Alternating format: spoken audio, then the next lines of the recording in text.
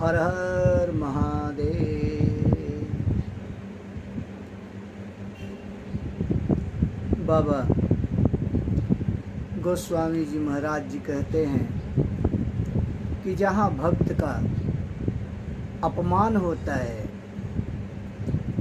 भक्त की जहाँ अवहेलना होती है, वहाँ आपत्ति नहीं महा आपत्तियों का भंडार आता है। प्रभु अपने भक्त की रक्षा करने के लिए किसी न किसी रूप में अवश्य मदद करते हैं।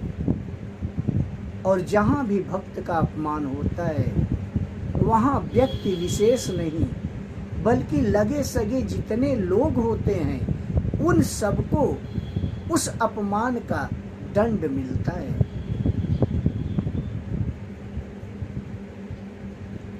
गोस्वामी जी महाराज कहते हैं कि साधु अवज्ञा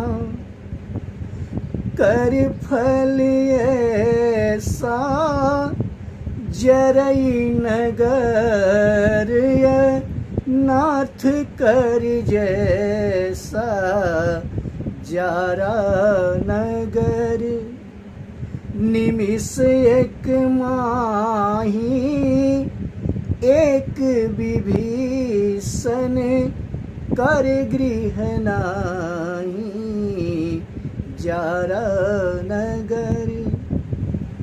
हनुमान जी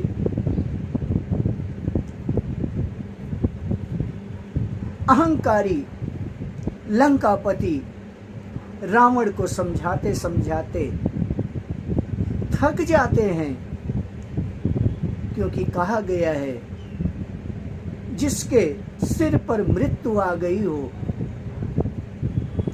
विवेक जिसका नष्ट हो गया हो, उसे कोई कभी समझा नहीं सकता है।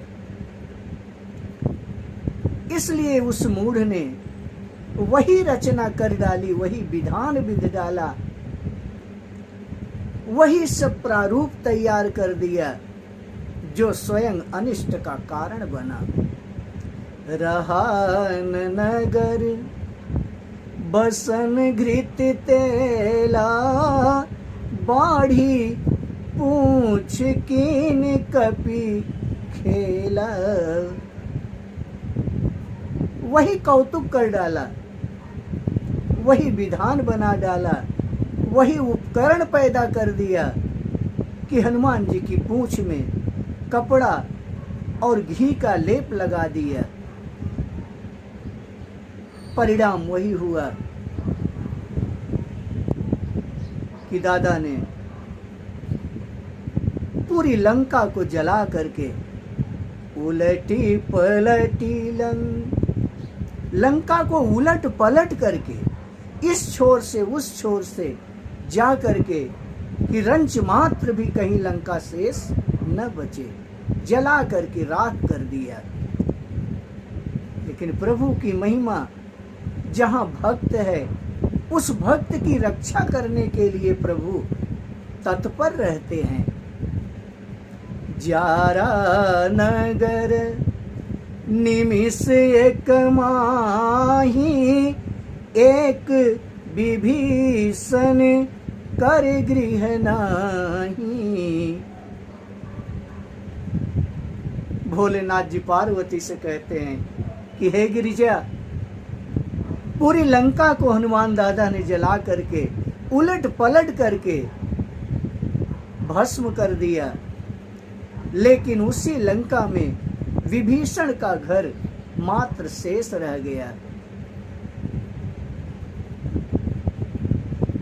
गिरिजा भोलेनाथ जी से करवद्ध प्रार्थना करती है कि हे शंभु, हे भोले, मुझे विश्वास नहीं हो रहा है कि समस्त लंका जब जल सकती है तो एक विभीषण का घर क्यों नहीं जल सकता। उस लंका के बीच में मध्य में रहने वाली विभीषण की कुटिया कैसे शेष रह गई। भोलेनाथ जी प्रभु का स्मरण करते हैं और कहते हैं कि हे गिरिजा, ताकर दूत अनल जही सिरजा और जरान सोते ही कारण गिरिजा। हे गिरिजा, जिसने स्वयं अग्नि का सृजन किया हो,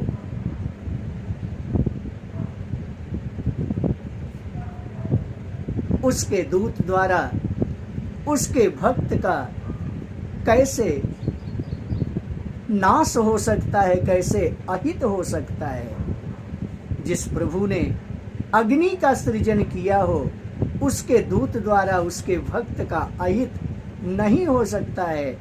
इसीलिए लंका में रहने वाले उस विभीषण की कुटिया, उसका घर सुरक्षित रहा, क्योंकि प्रभु के बिना आदेश से कभी पत्ता तक हिलता नहीं है। तो जब प्रभु का स्मरण, प्रभु के ध्यान को रखने वाला भक्त, उनकी महिमा, उनकी कथा का गुणानुवाद करने वाला लंका में रहने वाला विभीषण जब प्रभु के आधार पर रहता है, प्रभु के बल पर उसको विश्वास है, तो कहाँ कभी भी कोई आपत्ति उसे विचलित कर सकती नहीं है।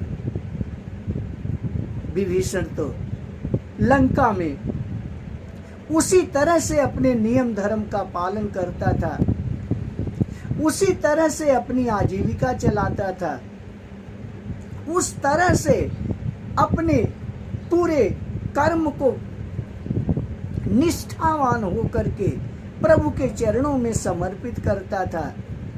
जबकि लंका में राम नाम लेने वाले को, प्रभु स्मरण करने वाले को मृत्युदंड का प्रादुर्भाव था। लेकिन विभीषण जिस तरह मुंह में 32 नुकीले दांत के बीच में जिह्वा सुरक्षित रहती है, उसी तरह से लंका में विभीषण भी प्रभु के आधार से, प्रभु के रक्षण से, प्रभु के कृपा पात्र से सुरक्षित रहता था। तो कहा गया है कि अगर प्रभु का आधार है, प्रभु का संकल्प है, प्रभु के ऊपर हमारी आस्था है, तो कोई भी हमारा कभी भी अहित नहीं कर सकता है। हर हर महादेव।